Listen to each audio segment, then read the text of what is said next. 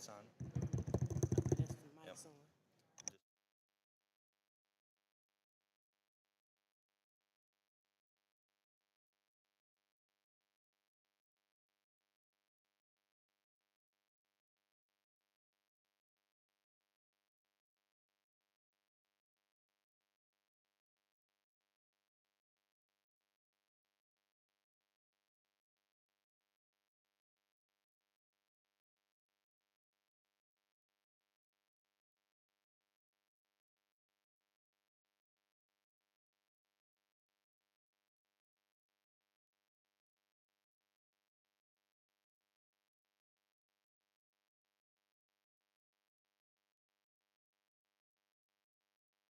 This.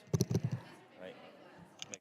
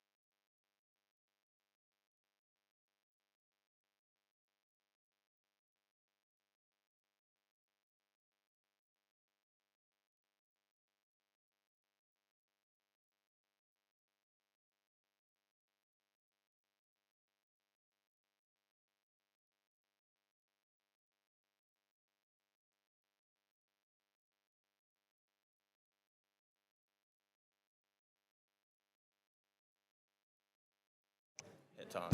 Okay. Right.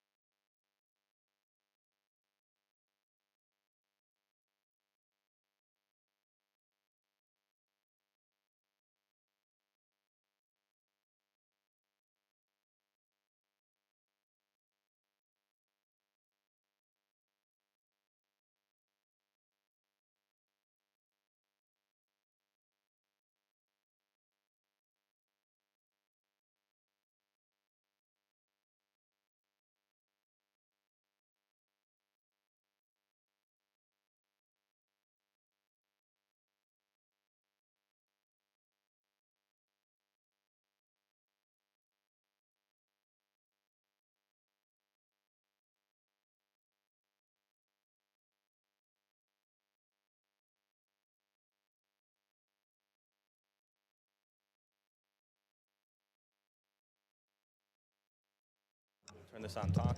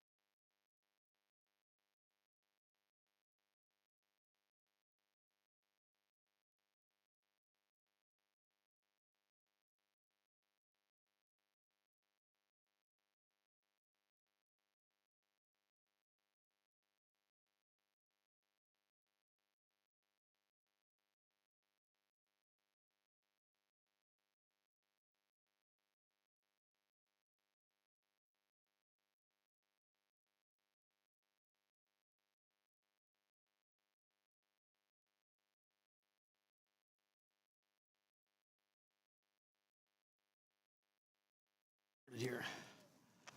The subcommittee will come to order. I want to thank our witnesses for being here today and thank everyone for coming to today's hearing on how we can improve welfare to help more families and individuals find work and escape poverty. Before we get into the meat and potatoes of the hearing, I want to welcome, and I see he's not here yet, he's probably on his way over. I want to welcome the newest member of our subcommittee and the full committee, Congressman Bob Dole. We had a vacancy that arose, and Bob was just placed on the full Ways and Means Committee, and yesterday it was decided that he will be a member of this subcommittee, and I look forward to working with Bob in the 114th Congress on these important issues. I think he's going to bring a lot of talent as an individual to this subcommittee. I would also like to take this time to thank Congressman Tom Reed, a member of the full committee. He's leaving this subcommittee, and his talents will be missed. He's made many substantive contributions during his time here. And Tom, I know, will still be very active on these issues, even though he's not directly a part of the subcommittee. So with all that, let's move on to the business at hand. We know that welfare reforms in the 1990s helped millions of low-income parents go to work and move up the economic ladder. And the key was increasing work and work opportunities. After work-based welfare reform, employment by single mothers who had households most likely to go on welfare rose sharply. That increased work and earnings caused poverty and dependence on welfare checks to fall substantially for key groups. Poverty among African American households with children reached record lows, and poverty among female-headed households with children remains lower today than before 1996, despite 2 recessions. And while that story is positive, it's not enough. Recent years have seen troubling trends, especially on whether state welfare programs are doing enough to engage adults in work. For instance, according to HHS, states reported that in 2011, a full 55% of adults on welfare did 0 hours of work or other activity while collecting benefit checks. Despite welfare's apparent work requirements, states did so through a grab bag of accounting gimmicks, loopholes, and exceptions. Then in mid-2012, the Obama administration released their unprecedented guidance suggesting states could waive the work requirements altogether. While no states sought waivers, that move sent a clear signal that work requirements don't matter to the administration. Add in the fact that the last comprehensive reauthorization of welfare was in 2006, it is clearly past time for a full review and reauthorization of the critical program. And that's what we're here today to do, to review how we can improve welfare to help more parents find work so their families can escape the trap of poverty. Which starts with rejecting the Obama administration's guidance, waiving work requirements, but it certainly doesn't end there. Other more important bipartisan policies can strengthen the work requirements and improve the program. For example, the President's budget would prohibit the use of non-governmental third-party expenditures to meet state maintenance of effort requirements, and includes a provision to ensure that states use these welfare funds for benefits and services for needy families. We should be able to find agreement on that, which would strengthen welfare and focus its resources on families who most need the help. We should also reduce marriage penalties, simplify the program administration, and pave the way for broader reforms, improving opportunity and upward mobility. This is about more than abstract policies here in Washington, D.C.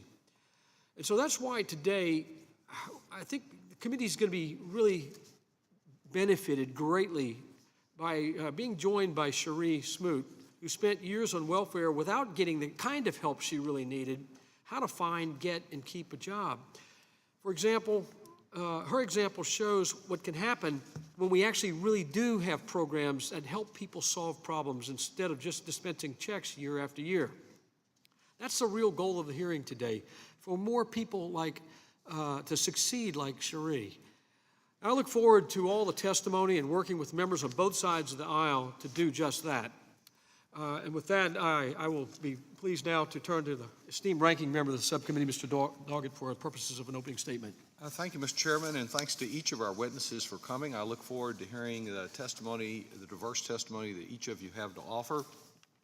I think that we saw in 1996, an opportunity to change welfare, moved welfare to work. I joined in that effort by supporting the reform that occurred then.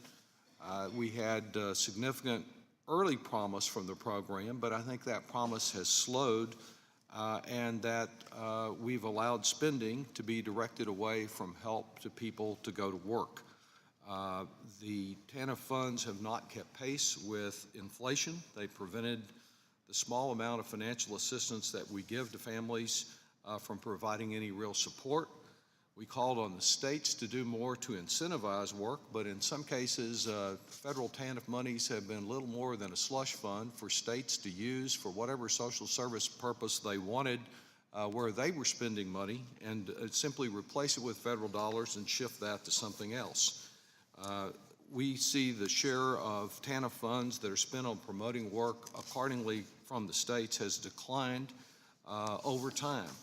As Dr. Donna Pavetti says in her written testimony, the states are now using only about 8% of their TANF funds for work activity. Perhaps even more troubling, TANF's current provisions designed to encourage work are short-sighted. The participation requirement measures the amount of time an individual spends in federally defined work activities rather on how many welfare recipients are able to find and maintain a job. And there I think we do have a bipartisan accord that finding and retaining a job at a livable wage is the best path out of poverty and the objective for which we should be striving. This troubling focus is reflected in the fact that the amount of people on TANF who may participate in vocational education is capped, and the amount of time a person can spend learning an in-demand job skill is limited. How can we expect struggling parents to find long-term work to help them avoid needing assistance in the future when we so severely restrict training opportunities? A recent report from the Government Accountability Office described how the current system, quote, discourages states and, quote, lacks incentives to foster broader adoption of promising approaches to help those on TANF find long-term work. And as Utah's Republican Governor Gary Herbert explained in 2012 to our committee, TANF participation requirements do not lead to meaningful employment outcomes.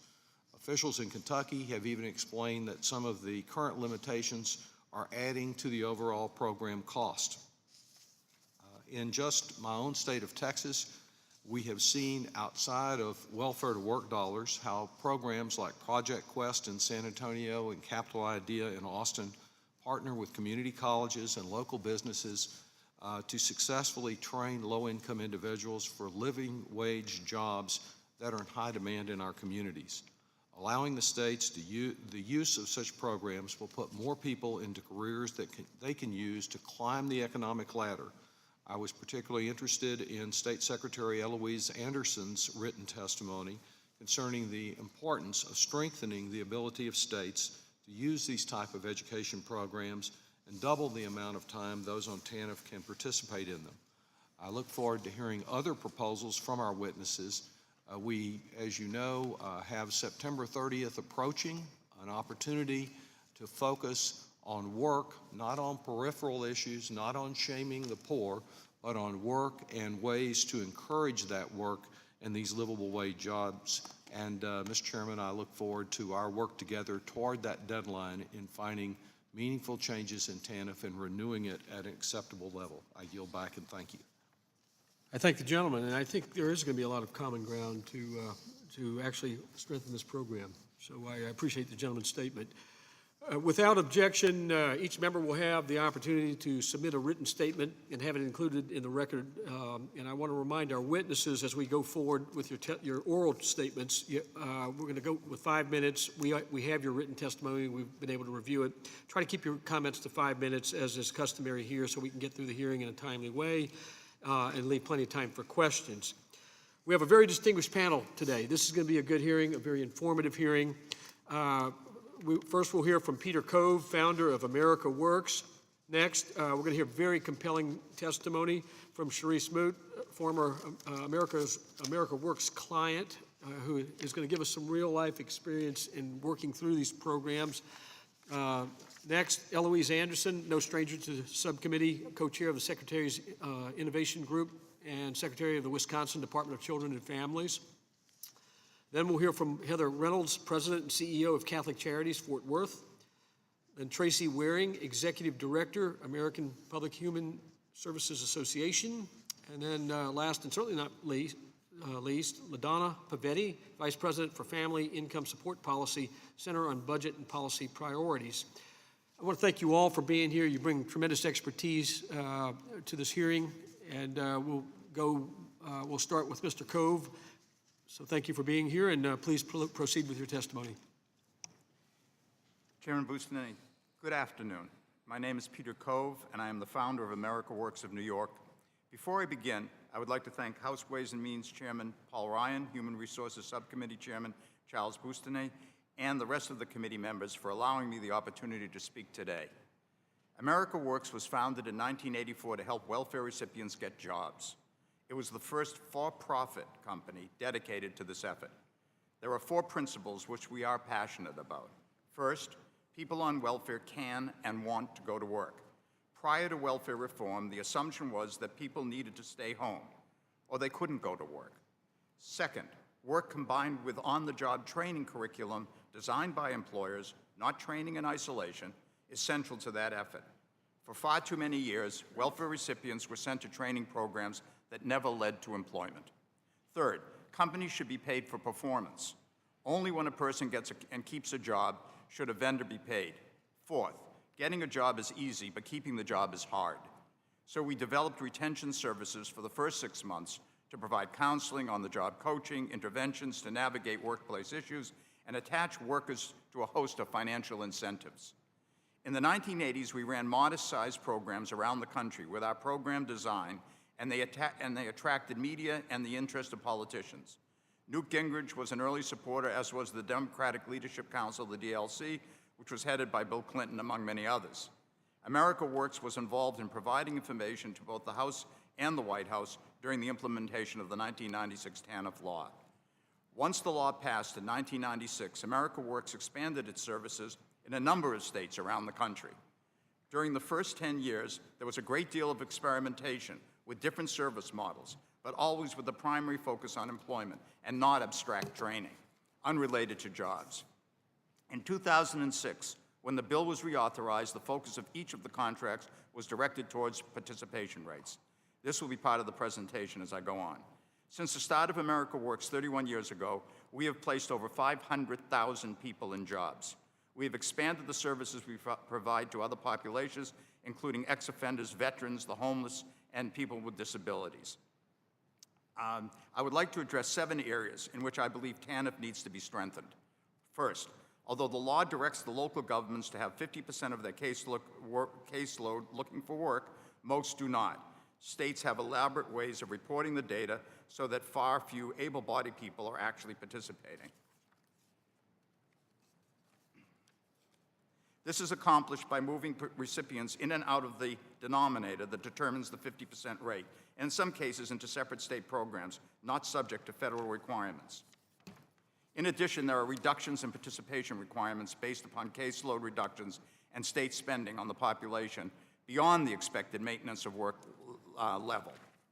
Second, despite the law, which directs localities to limit welfare to 5 years, many places do not do that. Third, very few cases are ever sanctioned.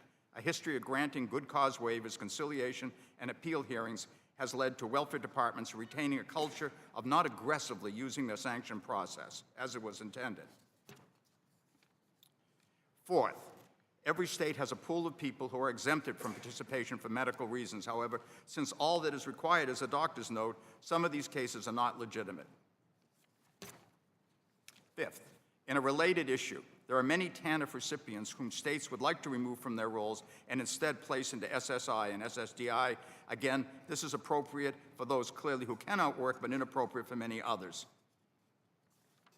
Six, there are an increasing number of programs at the federal, state, and government levels which are being contracted out only to not-for-profits. As we've seen in New York City, the most effective jobs programs are those run by the for-profit industry. We see no reason that for-profit companies should be excluded from participating. There is no reason. Seventh, and the final point, has to do with work verification procedures that are made unduly complicated in the 2005 reauthorization. Here, I believe, there is the law of unintended consequences. The intent was to close the loophole where states allowing people to do these kinds of non-work-related activities. The effect on the ground is a tremendous amount of administrative paperwork on contractors such as America Works, and this really takes away from the program activities. I want to just add one other comment, and I want to reiterate something I said before. People talk about best practices in welfare reform. To me, there's only one, and that is government should only be paying those who are responsible for getting people jobs, if they get people jobs. They shouldn't be paying them for their program, they shouldn't be paying them for their staff, they should be paying them for them getting them jobs and keeping them in jobs. We pioneered that back about 30 years ago. I have to tell you, it still is difficult to get governments to agree to that. Thank you very much, Mr. Chairman. Now we'll hear from Ms. Smoot, and I want to say we're very, very happy that you're able to be with us today and to share your personal story. That's always, it always takes quite a bit of courage to do that publicly, and so we deeply appreciate it because it will be very informative to us on, in this discussion and also in how we proceed going forward. So with all that, Ms. Smoot, please proceed, and we'd love to hear your testimony. Thank you for allowing me the opportunity to testify. My name is Sharice Smoot, and I am grateful to share my story, a story that shows that perseverance and support can do for someone receiving public assistance. My mother, brothers, and I had moved a bit when I was young. I went from Washington, D.C. to New York and returned to Washington, D.C. for good when I was around 12 years old. My mother did not have my transcripts upon our return to Washington, D.C., so I was sent to Woodland Job Corps Center program. I was in Woodland Job Corps Center for 2 years and was doing really well in my business and clerical coursework. Soon after, I graduated from Woodland Job Corps Center with certificates in the trades I had studied. When I returned to the district, I had nowhere to go and was sent house to house. My brother and his girlfriend took me in. I was trying to find work, but no one would hire me. I knew nothing about writing resumes, cover letters, or thank you letters. I did not have enough money or enough experience to be seen as qualified. A few months later, I became pregnant with my daughter, Danielle Lee. I tried to get public assistance but was turned away. They said I had to be 6 months pregnant, so my brother's girlfriend, she took care of me. After 6 months, I started receiving public assistance. After becoming pregnant with my second child, Frank Lee Jr., the children's father and I separated. After I had my son, I had to join a jobs program at a local nonprofit. I gained computer skills and earned certificates. Soon after, I earned a temporary position working with Douglas Resources Incorporated. I was not successful in retaining positions due to health and personal concerns. I was mandated to another program where I was able to obtain my GED and gain additional work experience through some temporary contract positions. 2 years later, I went to the University of the District of Columbia after receiving aid from TAPIT program. I have since received my Bachelor of Computer Information System Science. Around a year and a half later, I earned my first IT temporary job working for core staff at the advisory board company. When that contract ended, I was sent another letter to join a workforce program. I picked America Works of Washington, D.C. There I learned how to write cover letters, build resumes, and build self-confidence, and how to prepare for interviews. I also had the opportunity to build my own resume by participating in a work experience assignment with the District Department of Human Resources. While at America Works, I was also warmly referred to the program recruiting at the Veterans Group. Although not a veteran, I was invited to attend the Veterans Group and took up CompTIA A+, Security Plus, Network Plus, CCNA, CCENT, Microsoft Windows Server, and MCTS classes in which I graduated with the Security Administration and Network Administration Completion Certificate and as a Microsoft Certified Technology Specialist. I now work with Tech System at the Environmental Protection Agency as a call center central analyst. My daughter is in college aiming to be a United States Marshal. My oldest son is graduating from high school in this year and going to college aiming to be an FBI agent. And my youngest son is in junior high school. My TANF case has been successfully closed since 2014. Honestly speaking, America Works is a program that has the best staff, and they make you achieve when you think you can't. They taught me how to express myself and how to have confidence. And now the road that I'm on has inspired me to shoot for the stars. Thank you for allowing me this opportunity. I look forward to any questions. Thank you very much. You're welcome. Ms. Anston, you may proceed now.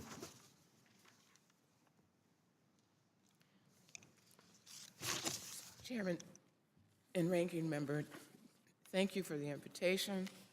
As you know by my testimony that I am the Secretary of the Department of Children and Family for the state of Wisconsin, and I'm also the chairperson for the Secretary's Innovation Group. But I want to talk about TANF, Temporary Assistance for Needy Families, and I believe TANF was intended to engage parents in work and job preparation activities to promote family self-sufficiency and reduce long-term dependence on welfare. The WPR, which is the Workforce Participation Rate, was established as a performance measure to ensure states' programs reflected full engagement in helping parents enter the workforce. We support the accountability message surrounding the WPR and believe that the focus on work must be maintained to encourage family stability through employment. The participation requirements, as currently structured, must be revised to ensure that the standards align with the ultimate goal of TANF programs, moving recipients from welfare to work. The issues. In its current state, the work participation rate is entirely a process driven in that its rate measures the number of families in the state TANF caseload participating in assigned work and work-related activities for a required number of hours. There is currently no outcome-based performance measure. I want to go back over that. There's no currently outcome-based performance measure established to evaluate success in increasing the employment of low-income families. Rule changes surrounding TANF in the Deficit Reduction Act of 2005 greatly restricted the autonomy necessary for operating TANF programs to fit individual needs of states. I think it is very different for a centralized government to understand how all the states need to perform. Recommendations that we are putting on the table is to revise the work participation rate to support employment outcomes. Our recommendations are from revising and enhancing the work participation rate, where we derive from our experience with pay-for-performance contracts. In Wisconsin, we have all our operators who we contract with are on a pay-performance system. I think that is the way that the TANF program needs to go overall. We believe that we should be funding job attainment, job retention, and wages. We believe that the system should reward employment outcomes and allow for our programs to help participants achieve long-term financial independence and also provide information about which services and opportunities are most effective in achieving those goals. So if you really support job attainment, job retention, and job wages, and allow states to be able to freely figure out how to do that, we will learn a lot more than you guys directing all the traffic. 3 general categories that what I want you to think about is restore the enhanced areas of the state flexibility that were generally undermined in the DRA, maintain a focus on work and balance the individual activities, and that there needs to be that balance for able-bodied employment, and to support long-term job retention. And 3, enhance the workforce participation rate by developing additional performance measures, all focused on work, retaining work, and keeping work for a long term, with particular emphasis on those related to employment outcomes. We believe that if we take our focus from the process focus to really to look at the outcomes of who's getting a job and how long they're staying on a job, and for long-term people, we will have a better outcome across the nation.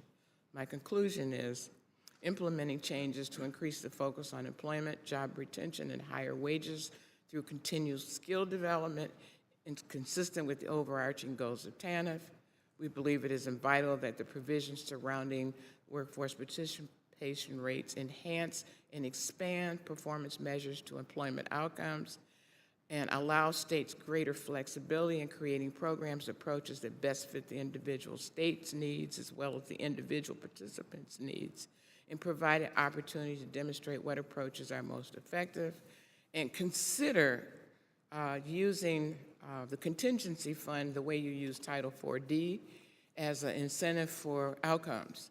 And we believe that what we do in 4D, which is the child support program, that what we do in there really forces states, one, to compete with each other around outcomes, but it also creates it rewards the outcomes. And so I would like you to look at the 4D model as a way to use a contingency fund if we go forward with that. Thank you. I thank you. Ms. Reynolds, you may proceed. Chairman Bustani, Ranking Member Doggett, and members of the Subcommittee on Human Resources, thank you for the opportunity to speak with you today. My name is Heather Reynolds, and I'm CEO of Catholic Charities Diocese of Fort Worth. Over 100,000 people come to our organization every year for help. 384 employees are back at Catholic Charities Fort Worth right now, working to move clients out of poverty. Our team knows that individualized, holistic case management is the critical element in moving someone from a place of dependence on government or charity to a place of self-sufficiency. Many government programs intended to help people out of poverty only meet basic needs, but never give what is truly needed to be self-sufficient. Simply put, it is my belief that pouring more money into TANF just doesn't make sense. Using existing funds in a smarter, better way does. As a businesswoman running a $30 million agency, I would never simply add more resources to an already well-funded yet failing system or service. More money is not the answer. In the case of TANF, overhaul is. I have 3 suggestions for reforming this program. First, allowing funding at both the federal and state levels to be flexible enough to allow us to pair assistance with intensive case management and other services. If TANF was structured more like some of our refugee programs, would it also mirror their success? The Federal Voluntary Agency Matching Grant Program for Refugees, which we participate in Fort Worth, is a successful federally funded anti-poverty program in the United States. More than 80% of our refugee clients are completely self-sufficient after 6 months. It is extremely rare for any of our refugee clients to even access TANF because they usually don't qualify since they've entered the workforce. Second, we need individualization. State TANF laws and policies need to be more flexible so this benefit can be used in a way that will help individual families the most. For example, TANF clients enrolled in our workforce programs receive vouchers that they could use for childcare while they attend employment-related classes or apply for jobs. But these vouchers can only be used at certain childcare centers. The centers often have wait lists, are over an hour away, or are not near a bus stop. The inflexibility of this benefit makes it extremely difficult for clients to actually access the help that these vouchers are supposed to provide. The current Texas TANF structure requires them to follow a prescribed program that may not meet their needs or help them make any progress along the path of self-sufficiency.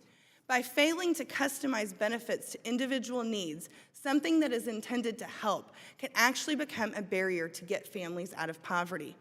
Third, rather than abruptly ending once a client starts working, TANF benefits should be gradually reduced to offer continued support until a person can reach a living wage. By actually raising the income limit for applicants, TANF can provide supplemental support while the client is working, helping them get completely out of poverty and eliminating the need for them to access government benefits again in the future. The end goal of TANF and other welfare programs should be supporting people to secure living wage work so they can live healthy, self-sufficient, fulfilling lives. Simply helping them survive is not enough. Gallup recently released study findings related to managing human capital in the workforce. Gallup found that developing the already innate strengths of individual employees leads to an exponentially more employee potential. Gallup found that when employees know and use their strengths, they are far more productive and their performance is spectacular.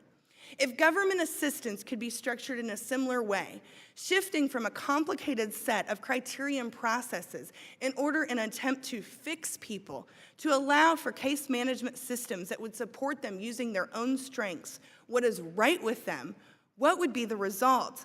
I think it would be more people successfully employed, leaving behind reliance on government, welfare, or charitable assistance forever. We often say in Fort Worth that we hope to put ourselves out of business. Making TANF more flexible, individualized, and responsive would be a step in the right direction. It is not okay for the greatest nation on earth to allow 46 million men, women, and children struggle in poverty day after day and year after year. It's an affront to the values that Americans everywhere hold dear. As children reciting the Pledge of Allegiance, we learn of the ideal America, one nation under God with liberty and justice for all. We must do better. To accept the status quo would be to turn our backs on millions of Americans seeking self-sufficiency and the pursuit of happiness. Thank you. Thank you very much, Mrs. Reynolds. Ms. Waring, you may proceed. Good afternoon, Mr. Chairman and members of the subcommittee. I am Tracy Waring Evans, Executive Director of the American Public Human Services Association. We appreciate the opportunity to share insight from governor-appointed human service leaders like Eloise, as well as many local agency directors that we represent at APHSA, on how we can more effectively connect Americans to the workforce and to a sustainable career path. Mr. Chairman, your description for today's hearing expresses this subcommittee's intention to examine ways to make the federal welfare program more efficiently and more effectively as a handout from poverty, not a handout. We, too, are interested in what evidence tells us actually works and how public investments can return real and lasting value. We urge the subcommittee to look beyond TANF. As laid out in our members' Pathways agenda, success in the marketplace is a function of not just TANF and other human service programs, but a wide segment of the broader community, including education and training, employers, nonprofit groups, and other government agencies. My remarks about TANF today are provided within this broader context. While our members do recommend some changes in TANF's details, and we've noted those in my written statement, and I think you've heard them from the panelists today, their overarching concerns are with the full workforce engagement system and how its components must work better together to make real progress.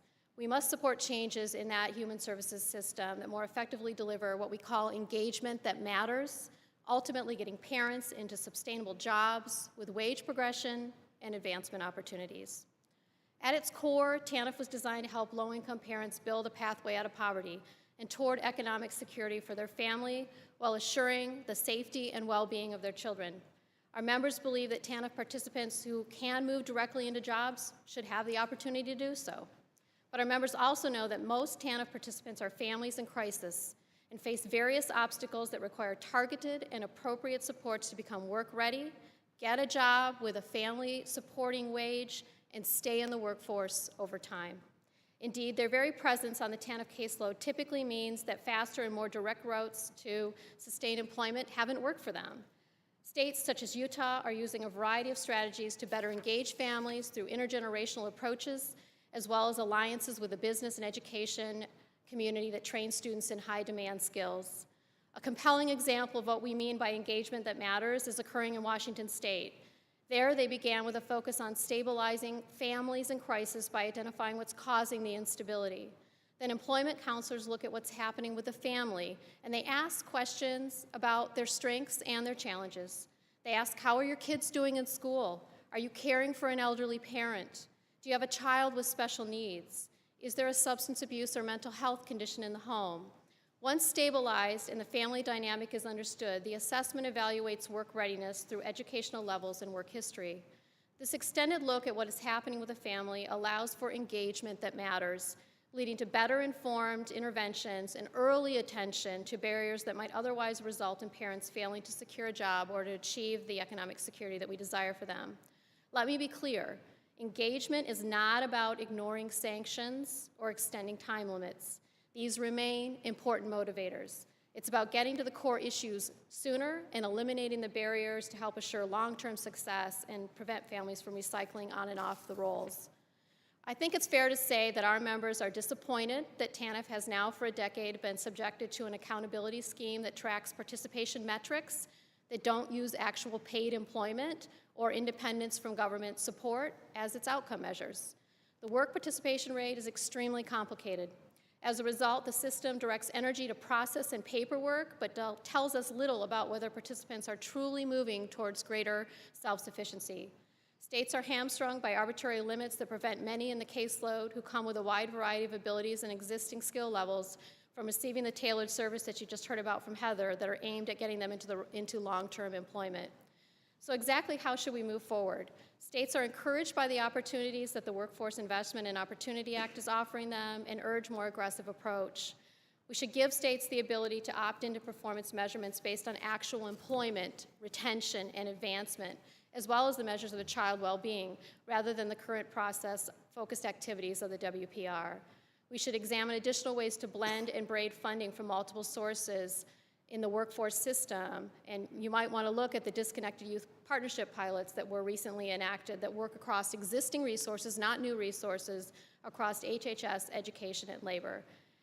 In conclusion, we really believe that we have to spend more time talking about what is actually going to work as a career pathway to serve individuals with those more complex needs, and we look forward to working with the committee. Thank you. Thank you very much. Thank you very much, Ms. Waring. Ms. Pavetti, you may proceed. Thank you for the opportunity to testify today. I am LaDonna Pavetti. I'm Vice President for Family Income Support at the Center on Budget and Policy Priorities, and I have spent most of my career studying TANF programs and working in states to help improve them. In my testimony today, I'm going to first provide 5 key facts that demonstrate how little TANF does to help families find work and escape poverty. Then I will suggest policy changes to improve the program. First, the facts. Number 1, TANF provides cash assistance to very few needy families.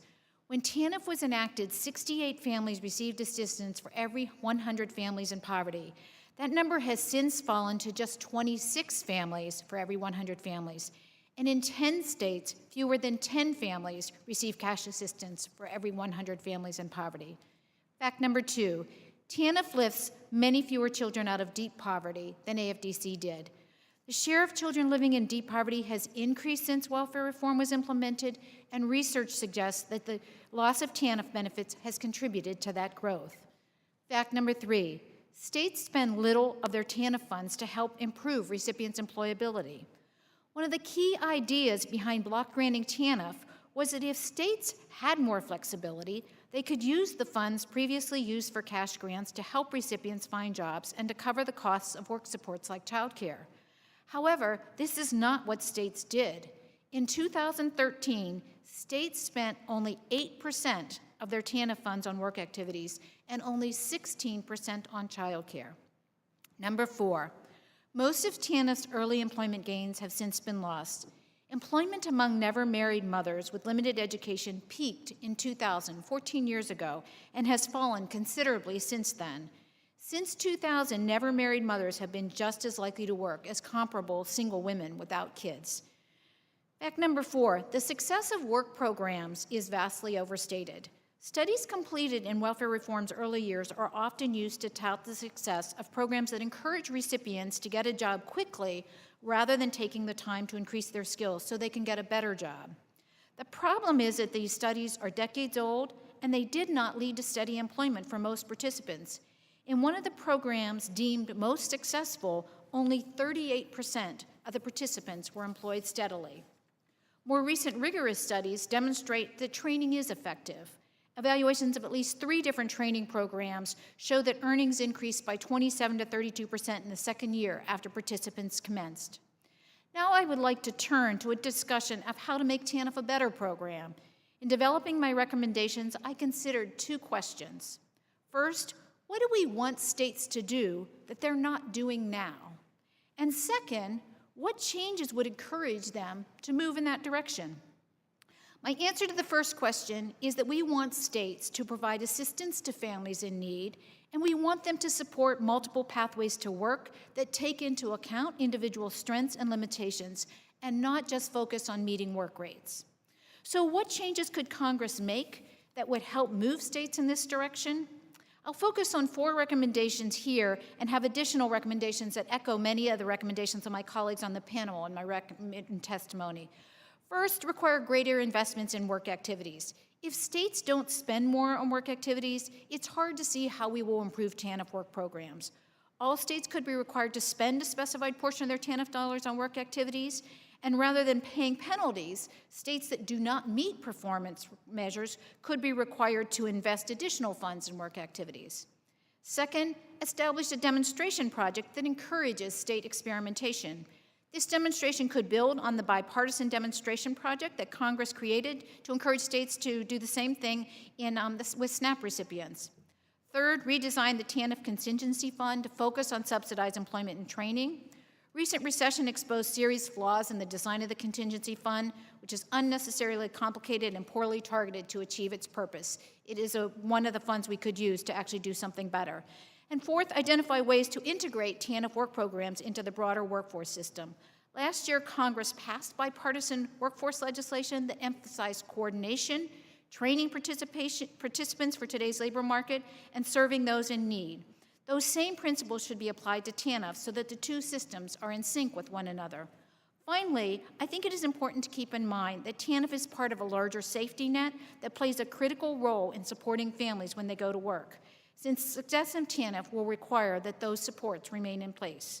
We have learned a lot over the last 18 years about what does and doesn't work in TANF. We should use that knowledge to create a more effective system that will build parents' capabilities and will provide a brighter for children for the future of kids who are served by TANF, and hopefully for those who are not served by TANF now but should be. Thank you. Thank you very much, Ms. Pavetti. Well, we'll now move to questions. Now I'll begin here. Ms. Smoot, first I want to start with an apology to you. You should not have had to wait all the years to get the kind of help you needed, that you really needed.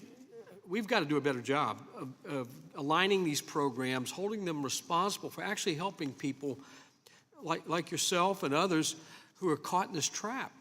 And you deserve that. Your kids deserve it. The taxpayers deserve to get value for what they're providing to help needy individuals. This is about individual lives trapped in a cycle of poverty, and we're just moving along at the same pace. I think all of you in your testimony have put this out there about very important things that we could consider to reform the program.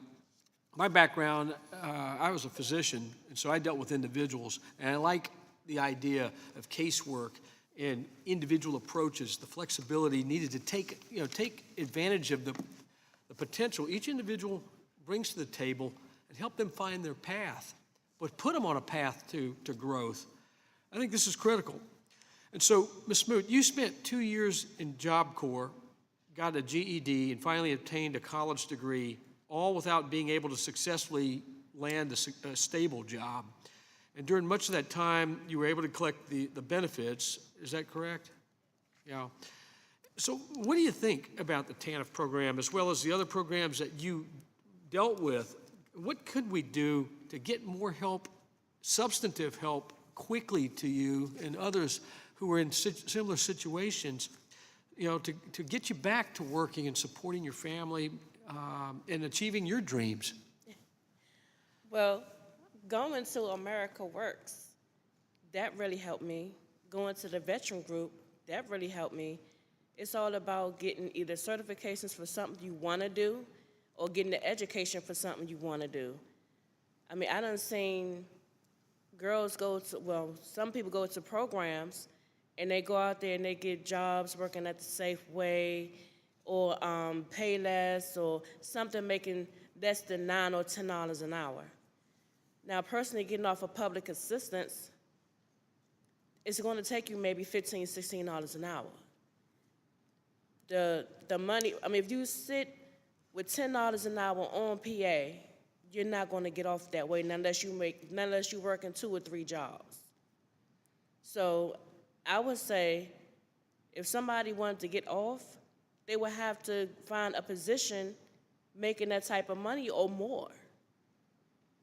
And, I mean, that's just right for me, because the position I have now is paying them just about that much or more.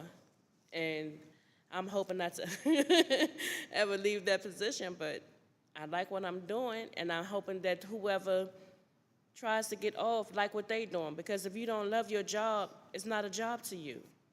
And what I'm doing now, it's not only my job, the people I'm around are my family, you can say. So, I mean, that is nice. So when you first got started and you were told, okay, you have to try to find work, and tell me a little bit more about, did the people trying to help you, did they actually say, well, what do you want to do? What do you picture yourself doing? How can we help you get there? Did they give you options on, a way to grow into a career rather than simply take a job at a convenience store or something like that to get minimum wage or slightly above minimum wage? No, the only ones that really helped me was America Works. And that's why today I'm where I want to be.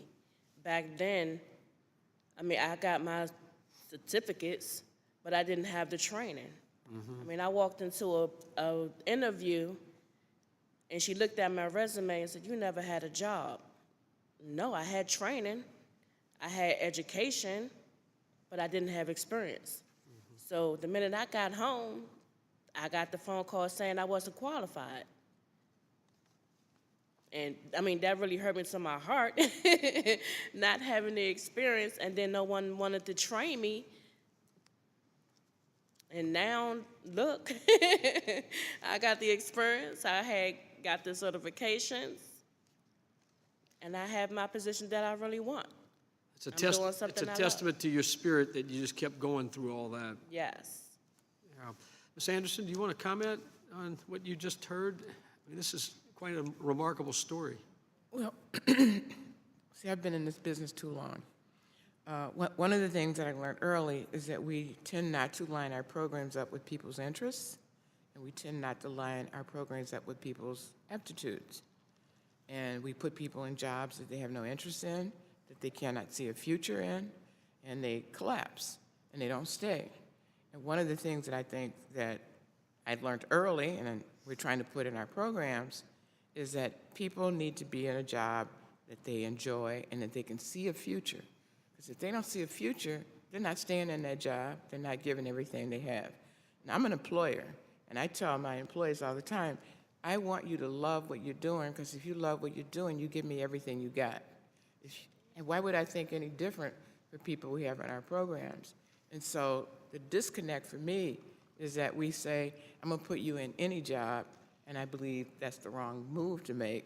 And the other thing that we try to do is that if we look at the requirement on 12 months of training in Wisconsin, I can't get a person a good job with that simply because our jobs are manufacturing and high skills, and it takes 2 years. 2 years, yeah. So 2 years, I can get you an associate degree, you can become a machinist, you can become a carpenter. There are all kinds of skilled jobs that I can get you in 2 years that are high-paying jobs.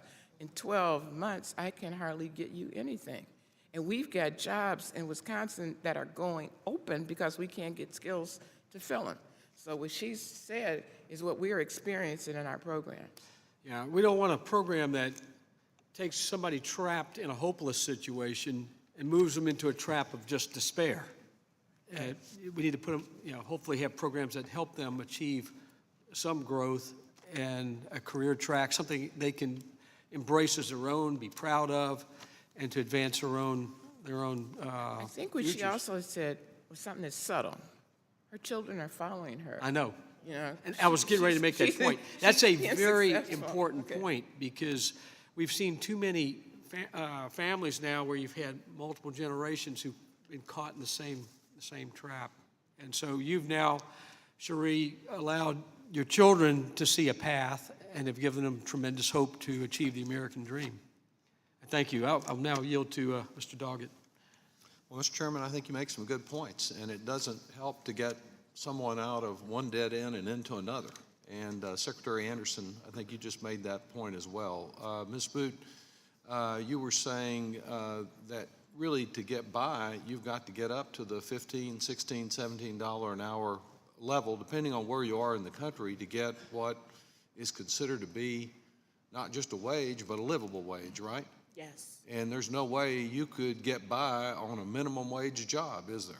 No. It won't keep food on the table and won't pay the rent. No. And so often these programs seem aimed at just getting somebody, just the numbers, just getting somebody into a temporary position, one of those jobs that you said might be at Payless or might be at Safeway sacking groceries. Nothing dishonorable about that, but just usually not a way that you can afford to keep paying the Safeway bill and the rent bill. I was impressed by, though you came at it different ways, and I know there's not total consensus on this, but that each member of our panel, from the different perspectives you bring, all seem to be saying that our current TANF work participation rules, our requirement is flawed. And I guess I would just begin with Dr. Pavetti and go across to each of you and ask you if you do agree that we need to modify the TANF work requirement to make it more focused on results and not just on a process. And should the bottom line performance measure be the number of TANF recipients who find and maintain a good job, and how might that requirement be more adequately stated? I think you need to turn on your mic. I definitely think we should be focusing more on results than on process. I think that what we need to think about is, one of the things that I think is important is there is a difference between work requirements and imposing work requirements on individuals and the work participation rate. And I have been in enough states that I don't think any state would move away from actually expecting people to either be in work or to be in training or to do something. I think that is very much a part of our culture. But I think what we measure needs to be what happens when people participate in that. And I think we really need to look at the workforce system so that we have a blending across and we're not treating TANF recipients differently than we're treating everybody else. And so I think there is a need to, on the work requirements themselves, the activities, to make those simpler, and also to look at exactly the measures that you indicated to come up with a better system. Thank you. Ms. Waring?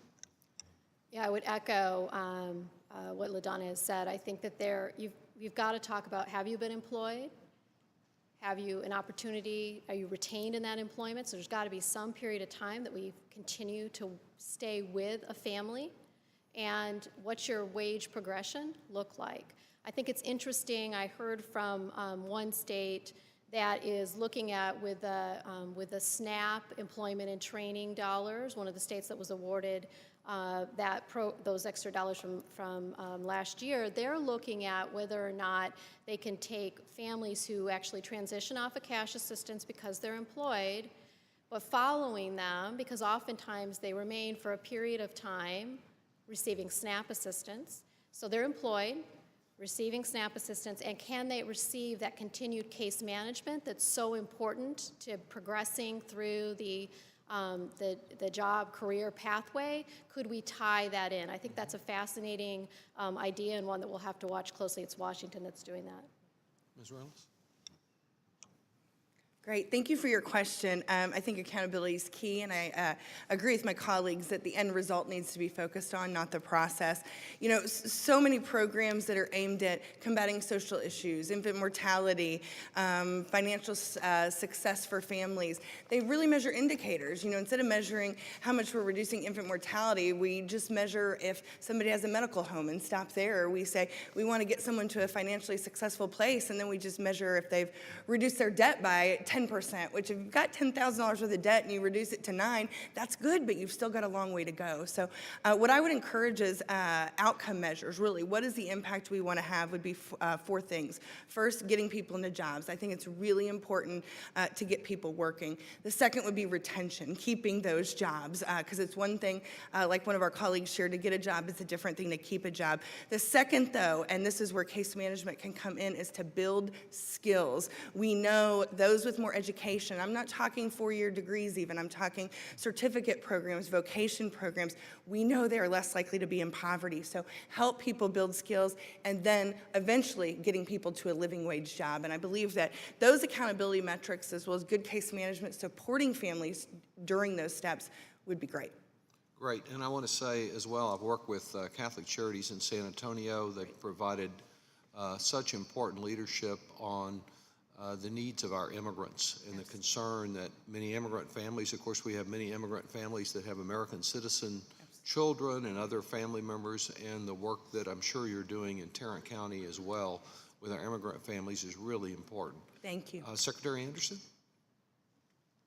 Well, I'm going to take a slightly different turn. I think Fine. we should quit treating two-parent families differently than we treat single-parent families. And we do that a lot in this program. We have done that for at least 40 years, and I think the outcome of that is that we have more single-parent families than we do two-parent families.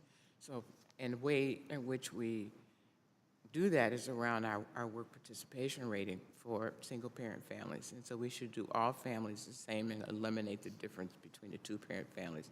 I think that would help.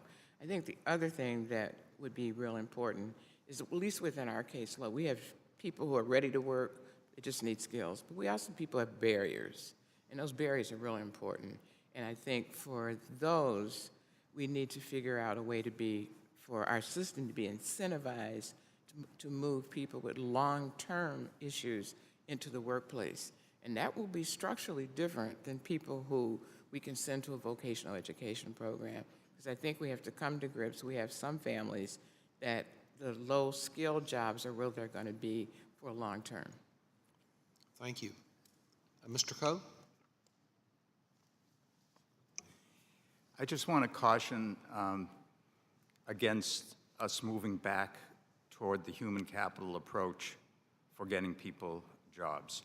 Obviously, it differs from individual to individual what they're going to need to move them into a job and up in the job. But I used to argue with Senator Monahan about this until he finally said to me, you're right, work first works better than education and training in classrooms. And yes, education and training is terribly important, and it should be there, as I mentioned in my testimony, along with the employer and moving that person up in that job. But we have to be very careful if we're going to say that everybody has to go into the best job possible. We have the Earned Income Tax Credit. We have many other supports that are there for individuals who are going into $9 and $10 an hour jobs, or even minimum wage jobs. And I just want to caution. We don't want to go back there. And there is a tendency right now in this country to do that. Thank you. Thank you, Mr. Chairman. Let me go over a little. Yeah, no problem. Mr. Young. Well, thank you, Mr. Chairman. I'll begin by, I want to tell Ms. Smoot how much your testimony affected me. It was gripping. It was touching. The level of motivation required to navigate this complex system that you had to deal with is very impressive that you persevere. Your level of motivation ought not be necessary in order to end up as one of the success stories. And in that sense, and because of the amount of time it took you to finally find a job that you saw it offered a path forward, offered you a wage that made sense for you and your family, offered you opportunity and hope. In that sense, we have failed you. And so allow me to apologize as well and dedicate myself here today to trying to improve things however I can. You did everything right. You listened to the experts. You took responsibility for for actions, by your testimony and all accounts, and you played by the rules. So clearly we need to change some of those rules. And so just thank you for being here very much. Impressive. Ms. Anderson, I'd like to go back to the GAO report that our ranking member referenced in his opening remarks, highlighting the fact that the TANF program lacks incentives for large numbers of state and local TANF agencies to adopt and test promising approaches to help TANF cash assistance recipients gain employment. So it's a lack of incentives for these state and local agencies. That's the heart of the problem. What might policymakers do to encourage more innovation within the TANF program and evaluation at the state and local levels, and help more of these recipients attain jobs, attain employment, retain those jobs, develop more skills, and ultimately move themselves and their family out of poverty? Well, for me, we have a focus on work and skill development. They're not separate, they're together, you work. So the way you're structured now is that the incentives are not to get people out of the program and into a job. You don't get any credit for that. You get any credit for it if I hold on to you in some way and support that. We went to a pay-for-performance system, and we did two things. We looked at our food stamp population and said, who are the people in there who are not on our program, and we went after them so that everybody thought we lost our minds. But we dropped our caseload because we have pay-performance systems, and we pay our contractors to perform. You don't do the same thing for us. In fact, if you look at the work participation rate failure across the country, the reason why people are failing for those states who are trying to get people jobs, they don't get credit for it. So if you just back up and start giving us incentives for putting people in jobs, I think you have a complete turnaround. Thank you.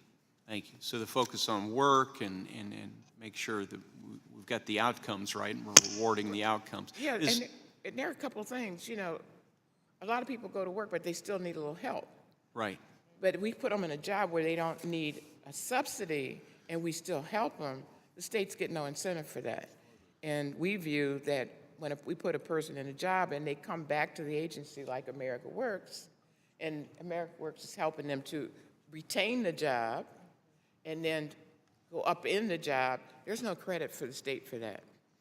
Thank you. So with roughly 1 minute left, I'm going to give Ms. Reynolds an opportunity to take a crack at how we incentivize states, localities to be a bit more creative, to try new things, and then to evaluate those outcomes so that we all might learn from their best practices. Yeah, I agree with a lot of what my colleague said. I feel like the federal government should hold the states accountable for outcomes, and those outcomes need to tie to job, retention in jobs, and then ultimately a career ladder where they're able to move from minimum wage to a little higher wage to ultimately living wage employment based on geography as well as family composition. Okay. Thanks. I yield back. I thank the gentleman. Ms. Noem, you're recognized. Thank you, Mr. Chairman. Ms. Pavetti, I was very interested in your testimony because it was news to me that a lot of states aren't utilizing a lot of their TANF dollars for workforce development. And I tend to be a person who usually sides on the side of the argument to give the states flexibility. So you give them block grants, you give them dollars to meet the needs that they have because not every state is the same and not every population is the same. Therefore, they can be more flexible and meet the needs of their people. But if the states are making decisions that aren't investing in making sure that people can provide for their families and have a better future, then I think we have a real problem. And so I guess I would like to have you weigh in a little bit. I come from South Dakota, so we have a very unique situation in that we have a very low unemployment rate. In fact, there are towns that have 15 to 25,000 people in them that have 1,500 to 2,000 open jobs. They're begging for people to move there and to work these jobs, and they will pay to train them to do that. So if anybody wants to move to South Dakota, it's cold, but we'll take you. But we also have some Native American tribes that are the poorest in the nation, that have 90% unemployment. They're very isolated. They're in parts of the country that finding them a job would be extremely difficult. So programs, we want to work for them and to give them skills and create economic development where it's needed as well. I guess I would like you to speak a little bit to, do you believe that the Congress should place some requirements on the states to invest in increasing workforce participation, and how do you see that coming down? What would be the best way to do that while still maintaining some flexibility for the states to meet the needs of their people? I think if you don't mandate it, states won't do it. Why do you think that that is? That seems to me... I think there's two reasons why states spend as little as they do on work and related programs. One is because they serve very few people in TANF to start with. And the incentives are they get a caseload reduction credit, so if their caseload goes down, they have to put fewer people in work. So they don't need to spend it if they don't serve people. So there's that incentive. And then the other incentive is that they can use the money to fill other budget holes. And we see states increasingly, and particularly when they have constraints, they are shortening time limits. They are even serving fewer people so they can move those resources to fill other things that the state would have paid for otherwise. So there are lots of sort of incentives for states not to serve. So you're saying they could move those dollars to They can move them early pretty much- childhood development, things like that, and Exactly. that is happening. Is there a state out there that you can think of that is making the correct decisions? Well, I think states are, well, I will just tell you, I have the data for South Dakota. Even though that'd be South great. Dakota actually, South Dakota spends twice the share of dollars on work that the national average. So even though they are a small state, they are actually investing. I think the states are all over the map. Yeah. So I don't think there's one state that points. Some states are spending a lot on childcare. Some states are spending none on childcare. But I think there isn't a message that says that work is what we want these dollars to go to. So I think the way to actually make it happen is to have states be required to increase over time so they get to some point, so that you begin to sort of have those investments, to incentivize states that actually spend it, that they may be the ones that get the incentive. And then the other piece, I think, is I really do think if we maintain penalties, that's a problem, because what you do is you have states that don't meet the work requirement, and then you take money out so they even have less requirement. So one thing could be to have states be required to spend more on work so that they begin to meet those metrics. So I think that I wouldn't want to keep the work participation requirement, whatever that metric is. I think there are lots of different ways in which you could begin to incentivize states to have them move in that direction and spend more on work. And I think part of it has to be serving people who are in need. Yeah. So that you can't sort of just have states not serving anyone. Ms. Anderson, could you weigh in on this a little bit? You spoke about incentivizing states to make the correct decisions. Is there, when they get more people in the workforce in a long-term job situation, is there a way you think we could incentivize states to do that as well? Well, I think you have to reward work. I mean, to me, it's pretty simple. We reward states' efforts in getting people jobs. People go where the incentives are. And the human animal is a pretty simple animal, you know. This is where the fruit is, that's where we're going to go. Mm-hmm. And so the way in which TANF is structured now, that's not where the fruit is. The fruit is someplace else. Is there another program that does that we could use it as an example, or?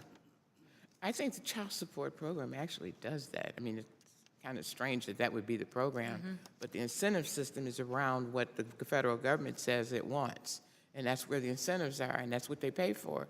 And over in the collections part, where everybody is struggling, is where the most incentives are. And so I think it's a good model for you to decide what your goals are, and then that's what you pay for. But paying for process, you need to stop that. And Okay. Work participation rate is paying for process. Appreciate it. I'm out of time. Thank you, Mr. Chairman. I thank the gentlelady. Mr. Davis, you're recognized. Thank you very much, Mr. Chairman, and I thank all of the witnesses for their testimonies and for being here. Mr. Cove, you put a lot of emphasis on getting a job, and that's what agencies are supposed to be able to do. And you also emphasize that your agency has been quite successful in terms of the numbers of jobs that you've been able to direct or acquire for people. What percentage of those would you say were livable jobs, jobs that approach where Ms. Smoot might be? The average wage at America Works across the board has been over $10 an hour. That includes, obviously, as I mentioned before, other supports that the government provides. Obviously, depending on what city you're in or what state, that may or may not be fully a livable wage, but it may well move you quickly if things are organized properly into what you would consider a living wage. But I do consider any work, better than sitting home. And it is more money than sitting home. I certainly agree that it's more money than no money. Oh, than welfare. And better than welfare.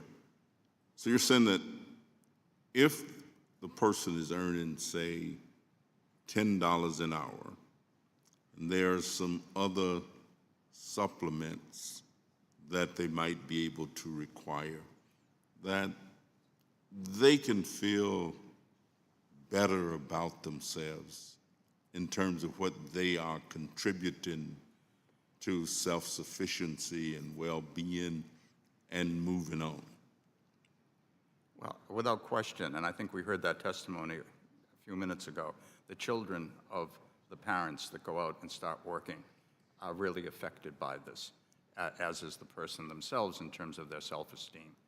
I really do believe any job is better than no job.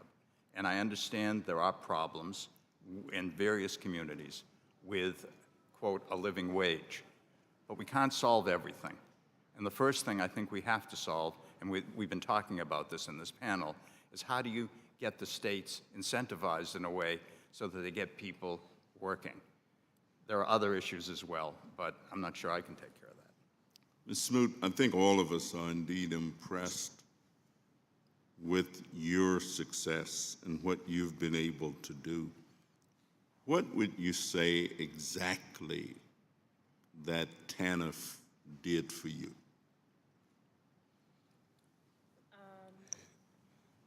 Basically, TANF just provided something as far as me doing for my kids and for things for me to buy in the household. I couldn't afford a home, couldn't afford hardly food until I got SNAP. So that's about it. That's all I can really afford. Get personal things, as far as the house, as far as taking care of the kids, as far as the health-wise or any conditions in the home. During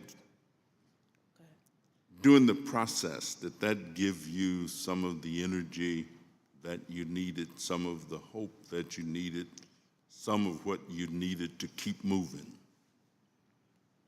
Well, it provided me transportation to go look for jobs. That and for my kids to maybe eat at school when they couldn't afford the food. Sometimes they had the programs where you can get free food at school, but it was mainly nothing as far as trying to survive in a home. I mean, look at the houses today. Condos are going up. They running 200-300 for sale, and other homes you rent, they're $1,500-1,600 a month. I mean, no one on TANF can afford that. Not even if you're making $10 an hour, you still can't afford that. The money I'm making right now, and I can't afford that. So, money-wise, if you really want to be stable or comfortable, you have to be making at least $50,000 a year. If you want to be stable, about $30,000 a year. But that still is not going to get you off TANF. TANF, if you want to get off TANF and stay off TANF, to do on your own or for your kids, or see your kids see you thriving and they want to do it too, instead of them falling back on TANF? Because my mom, she was on it. And I didn't see much of any good job where as though she can take care of me and my brothers. And it was just her. She couldn't afford it. And my kids look at me and they see that I couldn't do it, and they're going to try to do for themselves before they can even try to think about TANF. So to get off of it, I say $15, $16 an hour, but if you want to be comfortable, it's $50,000. These companies, I'm thinking the companies today, some of them, they're not hiring permanently. They're hiring temporary. And as you see, just about my whole life was temporary positions. That's the only way I can get experience. There was no stable positions, no permanent ones, because they wasn't hiring for us. And basically, they're still not. I'm on a contract. I'm not on a permanent role. And I'm still trying to strive for today. I'm not looking back on TANF, no. I'm not looking back, I'm looking forward. I'm trying to move up to own my own home, where my kids can do the same thing. And my kids are now about to be successful because I picked up on myself. I didn't want to see them keep me struggling along with them on my back, just keep it moving and keep it moving with them on my back. No, I wanted to keep it moving so they can go ahead. Go before me, run for the stars. You shoot, you go ahead. I want you up there. So I got up. America Works helped, Veterans Group helped, and I still say, if you want to get off TANF, that's the only way to go. And I think you make a great case for job creation as being one of the great needs of our country. Thank you very much. Secretary Anderson, when we talk about flexibility and providing more flexibility for states, what are we talking about? Well, I guess the first thing I can say is that for Wisconsin, I don't think we're like Ms. Panetta's states that she's looking at, because we don't want children in poverty. And so we do everything we can to make sure that parents have opportunities for work. For us, what we need from you, and I have to now speak for Wisconsin, what we need for you is the ability for you to put some incentives in front of us so that when we put a person to work, and we do that a lot, that's where we get credit for. And the way we've tried to structure our programs is we try to reward work, and we try to, because these are family programs, we try to supplement childcare, because these are people with children. So we do that. But there's another piece that we keep continually not wanting to look at that we need flexibility around, and that's we want the fathers to be able to be incentivized to work as well. Because when we get a dad paying child support and a mom working, we're putting the income in that family that will help that family. So it's a two-parent thing. Both of them need to be working. And when you give us flexibility around that two-parent family, all-family issue, we can start putting more and more fathers to work, even if they're not in the home. And that's important. We cannot forget fathers are important to the well-being of their children, and we need more flexibility around allowing fathers to participate in the work programs and have the same kind of services that the mothers have. And I am so delighted to hear you say that, because it seems to me that when we strengthen and enable the father, even though he may not be physically in the home, that you're actually strengthening the family and you're dealing with it as a family unit. And I really appreciate that perspective, because we try and work a great deal with fatherhood, and we have something called a fatherhood initiative where some focus is put on those individuals and the roles that they play. Ms. Reynolds, if I could Well, just... the gentleman's time's expired. I want to get to the others, because we're going to have votes coming up, too. All right. Thank you very much, Mr. I thank the Chairman. gentleman. I yield back. Mr. Holding. Thank you, Mr. Chairman. Mr. Cove, if you could take a minute and sketch out for me how it would have been different had Ms. Smoot met you on day one of entering into this maze. How would it have been different under your program? Well, let me tell you why it would have been different first. The reason it would have been different is that and I'm going to sound like a broken record, but we're only paid if we get her a job and she stays in a job. Otherwise, I go out of business. And we do quite well as a company. And we do quite well because we quickly move people into the jobs and give them the help that they need to stay in the jobs, which is a terribly important thing. That point has been made by others here as well. We focus hard on moving the person quickly and attaching them quickly to the labor market. Give me some specifics, just how your program works. Sure. And just Sure. tick through it. First, the person gets assessed, and we get a sense of what their strengths are. Second, during that period of time, we have a very hard-nosed, hard-hitting sales force. Think of us as like Manpower, Inc. or Kelly or whatever. We have salespeople. We don't have job developers. We have salespeople who go out into the community, and they sell to companies and say, we're going to get you someone who you are going to want to keep, and we're going to reduce your turnover. You're not going to do us any favors or the person any favors. You're going to do yourself a favor by hiring a person who we get to you. And that makes a significant difference. We then have what we call corporate representatives who are available to the individual if they get into any issues that are in the way of work. I call it the static in their lives. So transportation issues. Exactly, Or some all childcare of those things. So if the person is a good worker, we try to put a protective cocoon around them so that they're prepared to stay in the job and handle the things that maybe they wouldn't have been able to handle without us. So you have this assessment of a person's strengths, and by the way, you'll hear a lot about barriers to employment. I just don't believe in it. I mean, of course there are people that have certain things that will keep them from certain jobs and certain things that might ultimately keep them from going to work. But if you start with the issue that people have barriers, let's see what the barriers are, and let's get rid of those barriers, you don't get people into work. About 20% of this country are working alcoholics.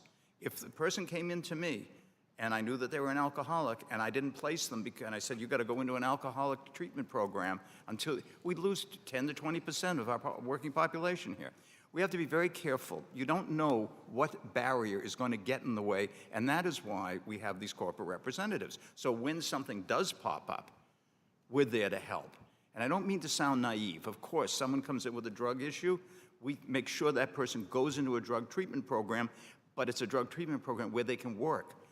And then we make sure that they continue in that drug treatment program. So if a person comes to you and they have very few skills and you're not able to get them a job, I mean, what happens then? They have very few skills? Very few skills, and it just doesn't, you're not able to find them a job. Let me give you something that might seem counterintuitive.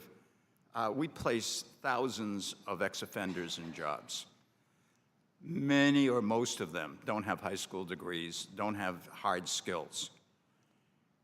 You know where we place a lot of them? Customer service, because they're very good at BS. And you put them behind a phone, and they can sell someone in South Dakota a refrigerator. They are amazing. So there they are. It's back room, so they don't have to interact with other people. There's no, we're not worried about them getting in trouble.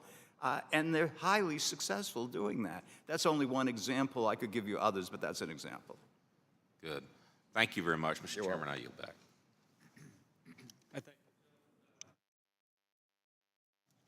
Thank you, Mr. Chairman. I want to thank each and every one of you for your testimony. Ms. Smoot, I have to tell you, I very much appreciate your testimony and listening to your questions and your responses. You've been a blessing blessing to this committee and a blessing for me to sit here and hear your story.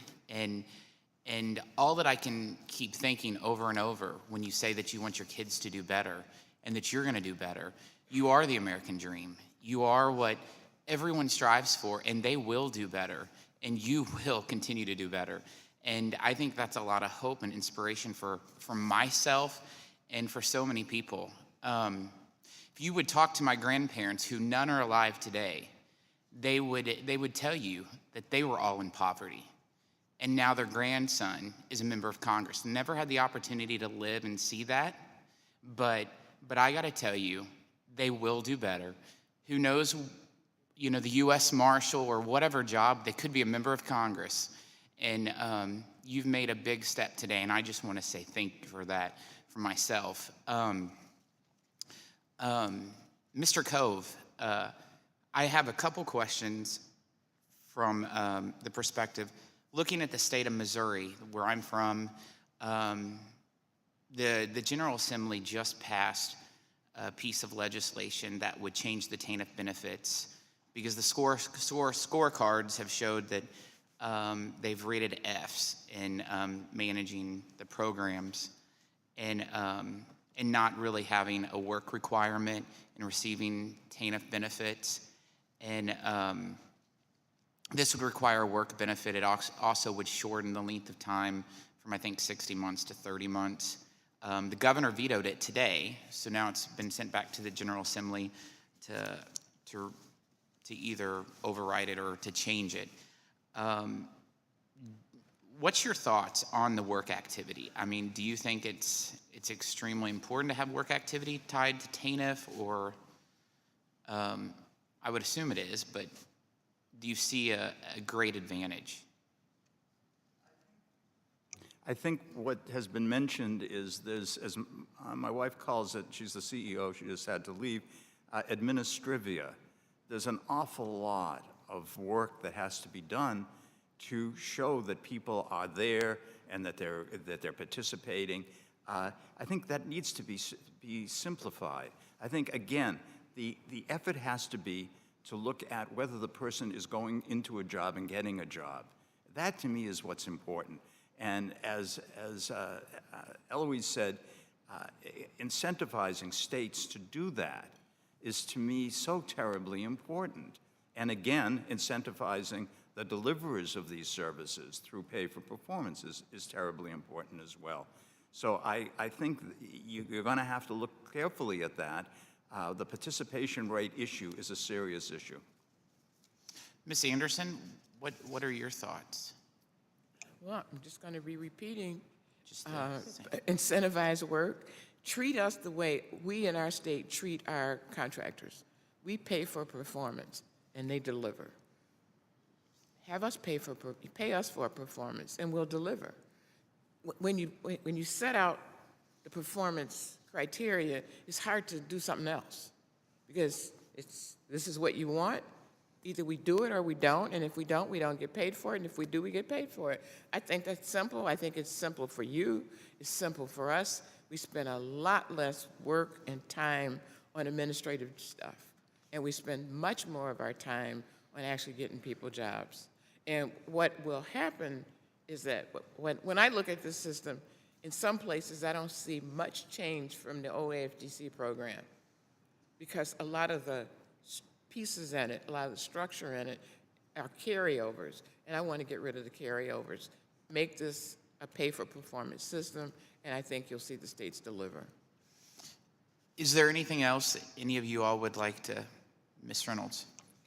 We just cannot stop at getting a job, though. We have got to work to move people to get skills while they're working and respect the dignity of work, but we've got to move them across the finish line because we have seen it time and time again in our community, throughout the nation. You get people employed, you support them a little, then you back off because you've got your next client coming through the door, and then they cycle back into crisis. And so we need to make sure we move people across the finish line of that living wage job. In addition, if you just look at the economics of this, often what you will find is that people on TANF aren't just getting TANF, they're getting food stamps, they're getting public housing, they're getting a multitude of other benefits. And sometimes working a minimum wage job or a $9 an hour job, depending on family composition, it is cheaper for them to, it is more economically sensible for them to live on all kinds of welfare programs. And so what we have got to do is support people across that finish line. Otherwise, we're disincentivizing people to ever get out of poverty.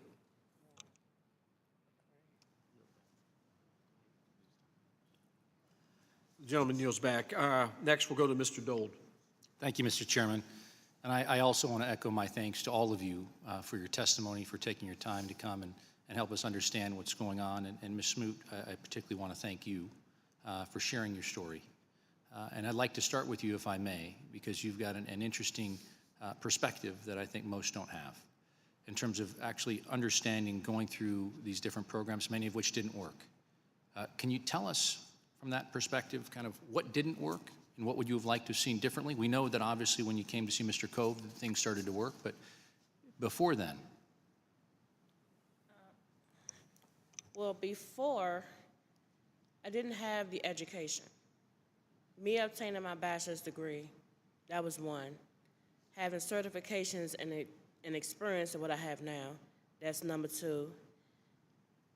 And no other programs provided that. When I was in America Works, they enrolled me into Veterans Group, where I received my certifications. And now I'm doing everything I love, as far as all the education I have. I mean, the bachelor's degree was the Computer Information Systems, which is IT. The certifications is IT. Right. And now I'm in the IT field. So I'm feeling, if anybody want to do something they like doing, they have to get those skills and those certifications to do it.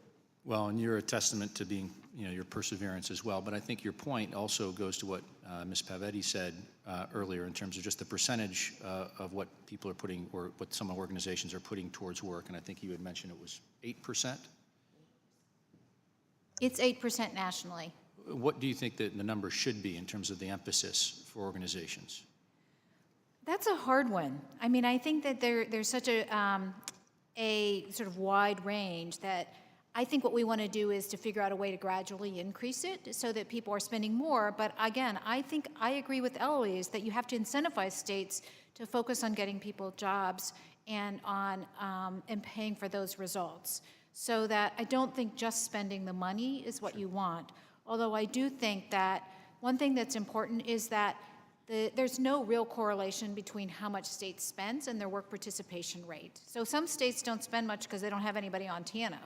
Well, and I also think one of the big problems that we see is that a one-size-fits-all mentality from the government is oftentimes the response coming from Washington, and that really doesn't work. Right, and I think that paying for results, though, then you allow states to use the strategies that work in their communities. If it's a Native American community, that's going to be different than an urban area. And so if you're paying for the end result, you want to take into account the employment situation and the differences there. But again, if you're paying for results, you allow states that flexibility that, that they can do things differently if that's what they choose to do. What would you say, because there are those that would say, listen, there are those that just need help and they're not going to be able to find a job. We need to make sure they do it. We just need to make sure we help them. What are your claims, Ms. Reynolds? What would you say to someone that says, listen, we just can't do that? Yeah, I think there are, you've got to look at poverty in several different ways. You've got to look at it from a situational poverty situation. Somebody comes through your doors, has run on hard times, and you've just got to give them a little bit of intervention and support to get them back on their feet. You have folks in generational poverty, families who have not seen anything different, not seen mom or dad go to work in the morning, who have been on welfare for generations. And so those folks, again, work, same with situational folks. But then there is a group who will always be in chronic poverty, and because of mental abilities, disability, several things like that, may not have the ability to work. I think the most important thing is we figure out in all groups how they can contribute to society, depending on what level of contribution folks can make based on their individual circumstances. Well, I think in your opening statement you were talking about individualization. Absolutely. So how do we target programs for the individual as opposed to this is what you might fit into. Right. Can you talk to me a little bit more about that and what you're doing to? Absolutely. So, like, for example, in our organization, we'll have a focus on pulling families out of poverty. And what we mean by out of poverty is a living wage, 3 months of living wage savings. So if they fall on hard times, they still have some savings in order. No government or charity assistance needed, as well as appropriate levels of debt. So that's the end goal. That's what we're trying to accomplish. That's the result we intend to have. But then what we do is we sit down, we thoroughly assess what's going on in a family's life. We understand what their strengths are so we can build on those strengths that the family has.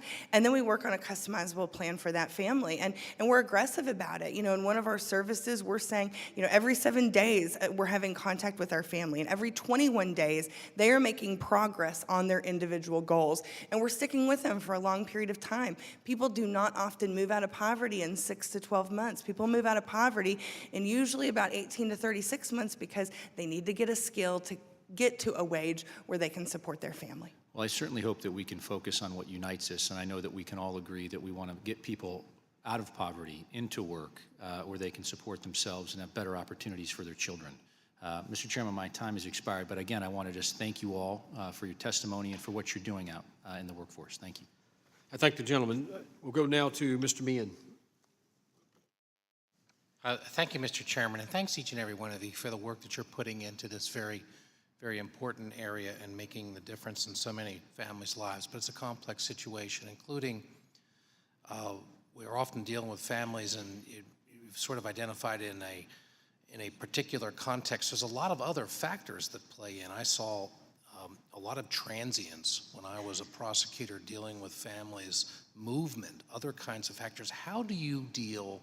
You've got a flexible program, but you've got these other elements that are part of the family circumstance. Some may be of their control, some beyond their control. Ms. Reynolds, you have impressed me not just with your enthusiasm, but this idea of working through to a point, staying with them. So how do you accommodate these various stages in which a lot of curveballs can be thrown in the process? It's not easy and it is complex. There is no doubt about it. But it's a variety of interventions. Number one, it's about engagement. It's about from the moment you meet a family that you're serving, starting to meet their basic need, because if someone does not have a roof over their head or wonder where their next meal's coming from, they're not thinking about self-sufficiency.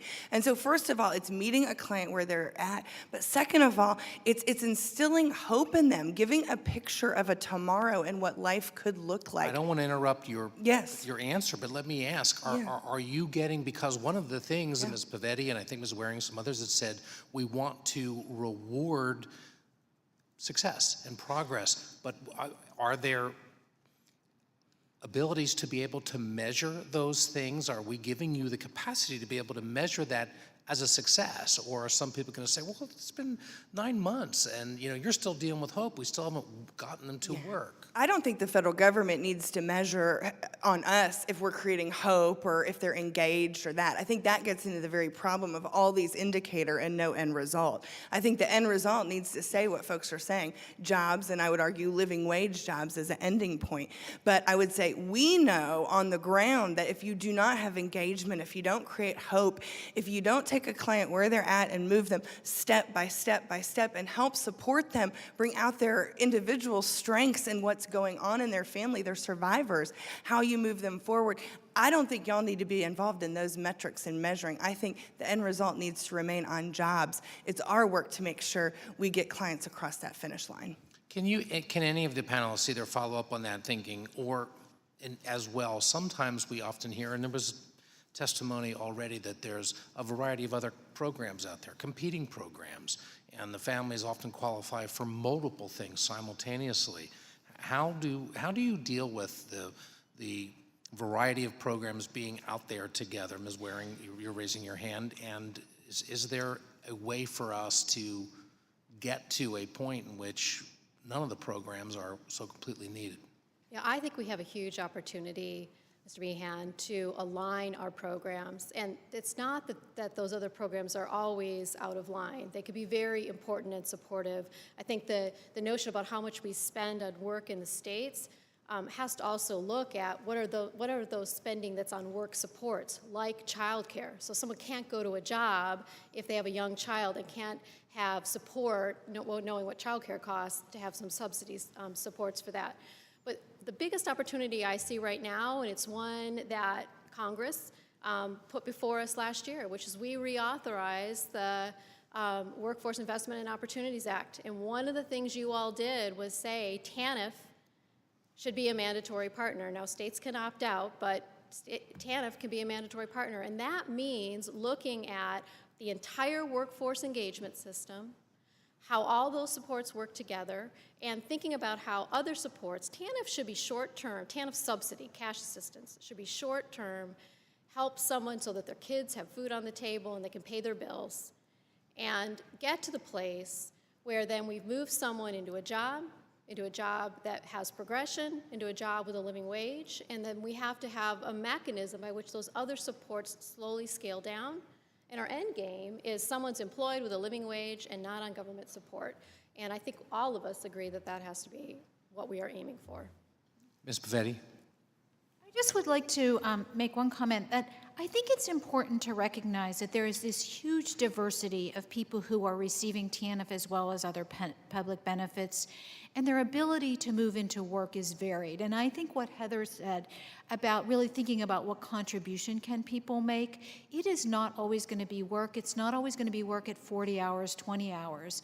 So I think we have to recognize there are families who have extreme limitations, and that we need to think about what is the support we provide for them so that their kids always have some basic level of support, a roof over their head, and food to be able to provide for them. So I think we need to be thinking of the diversity and moving people as far as they can go. But I think that if we assume everybody can go into a work, we're fooling ourselves. There aren't enough jobs in every place, and there are also some people who have just very significant Can you issues. quantify success, though, in that category? Because you were saying pay us for success. Right, and I think you're not going to have success with everybody, but I think success will be different for different people. So again, I think what you want is to aim for work and get as close as you can, but recognize that for some people, they may not be able to sustain work all the time. There was a program in Chicago called Project Match that what they did was they created jobs that were 10 hours a week where they paid people stipends to be part of their communities so that they were making a contribution. I think we have to be thinking about what can we do to create opportunities for people to be part of their communities where they feel like they're making a contribution if they can't sustain sort of the being in the regular labor market. That's going to be a small group of people, but we can't leave them behind. We've got to make sure that we have a safety net and a way to help that group of people as well. Well, thanks each and every one of you for your insights. Well, Mr. Chairman, my time is back, but there is one of the panelists wants to add testimony. Yeah, I've just got to step in on this one. The mentally ill and the people with physical disabilities need to be not looked at as people who can't work. They can work. Every morning I see people come into our garage at our work, going to work and have some serious disabilities. We may need to think about having Voc Rehab and TANF do more collaborative work. Goodwill has done an excellent job in putting people to work. So I don't like hearing people can't go to work. One of the things that got me started in this work was a person walking in, wheelchairing himself into my office with no ability to use his hands, had to use a pencil in his mouth saying, I want a job. That did it for me. If somebody can come in my office with nothing going for them in terms of physical capability, saying, I want a job and I want to work, we need to throw this notion out of our heads that people with mental disabilities and physical disabilities cannot work. There are jobs out there for them, and we've got a lot of agencies that prove that. So I don't like hearing that. I get very upset because when you're in the workforce, however you're in it, you're part of the community, and we got to quit isolating people and making them less than human. And in our society, the first thing we ask people when we go to parties or whatever we do is, what do you do? We don't even ask you what your name is. So let's not isolate people. I'm sorry, but that's my soapbox. Can I just make one quick clarification? I think that we need to just sort of, I don't disagree that people can work, but I think the evidence of what we can do is quite limited, and we need to accept that there's alternative pathways. New York City did an experiment at one point where they took the group of people with the most significant barriers to employment and put them in a special program where they provided very significant resources and really tried to move them on a path to work. And they did have an increase in the number of people who went to work, but in the end, they got about a third of that group of people into jobs. So we have a long way to go to learn how do we get people into jobs who have those barriers. So I agree that we should believe that everybody can work, but I think the reality of what we have been able to accomplish is different than getting everyone in. So I think that we can't sort of assume that we have the answers, because we don't. Mr. Cove? I want you to understand that what you're hearing here are two very different ways of approaching the world. Part of what you're hearing is what we had before TANF, which was there are lots of people who are broken, there are lots of people who need a lot of services. And you know what happened with that? No one went to work. What you want now is you want to recognize that that may exist, but not start from that position that the barriers are there. You have to start from the position that everyone can go to work, and then deal with those who turn out they cannot work. But if you start with the other position, you're going to end up where we were before TANF. Thank you, Mr. Thank you. It's a very great closing argument on all of this. I want to thank all of you. This was really compelling testimony, very helpful to us as we are trying to shed light on this fundamental issue on how can we improve the TANF program and get individuals and families back into the work world and to escape poverty. And I think your testimony was very important in shedding light on that, helping us to understand what steps we need to take. I think you all did a terrific job. So I want to say thank you. And with that, we'll conclude the hearing. This hearing is adjourned.